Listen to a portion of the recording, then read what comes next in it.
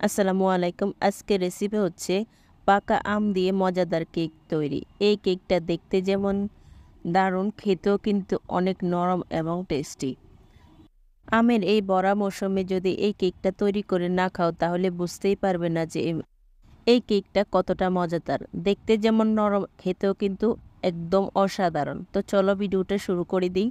তো তার জন্য আমি এখানে ব্লেন্ডার নিয়েছি হাফ কাপ পাকা আম। এবার এখানে আমি দিয়ে দিব 2টা ডিম।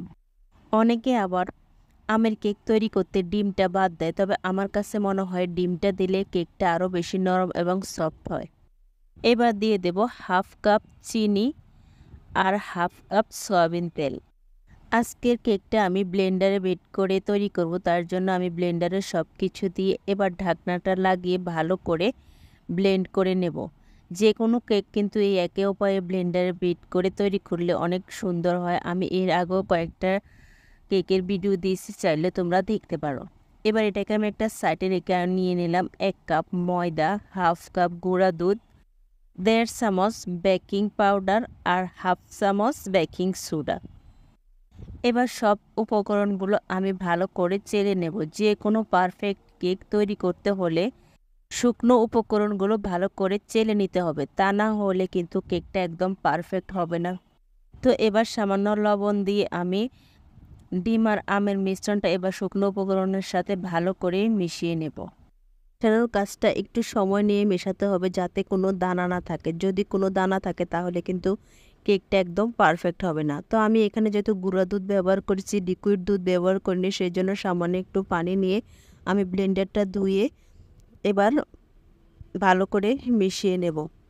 এবার আমি এখানে সামান্য ইয়েলো ফুড কালার দিয়ে দিলাম। এটা কিন্তু দেখার সৌন্দর্যের জন্য, এটা না দিলে স্বাদের কিন্তু কোনো তারতম্য হবে না। তো আমার ব্যাটারটা একদম রেডি হয়ে গেছে কেকের জন্য। এবার আমি একটা কেকের মোল্ড নিয়েছি এবং সামান্য তেল ব্রাশ করে নিচে একটা কাগজ বিছিয়ে এবার আমি এর উপর ব্যাটারটা ঢেলে দেব। এবার চুলায় আগুন জ্বালিয়ে আমি একটা প্যান বসিয়ে দিলাম। প্যানটাকে হাই হিটে প্রথমে গরম করে তারপর কেকের বাটিটা বসিয়ে ঢাকনার ছিদ্রটা বন্ধ করলে 30 থেকে 40 মিনিট জাল দিলে আমার কেকটা সম্পূর্ণ রেডি হয়ে যাবে। তো আমি চলে আসছি 30 মিনিট পর। একেবারে দেখা যাক আমার কেকের কী অবস্থা।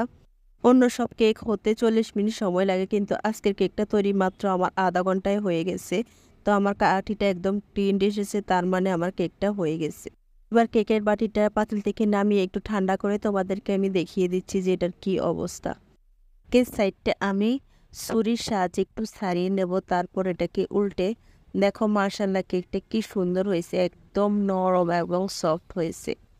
তো তোমাদেরকে আমি কেটেও দেখাচ্ছি। আজকের মতো এখানে বিদায়, দেখা হবে পরবর্তী ভিডিওতে। তো আজকে ভিডিওটা তোমাদের কাছে কেমন লাগলো অবশ্যই কমেন্টের মাধ্যমে আমাকে জানাবে। আল্লাহ হাফেজ।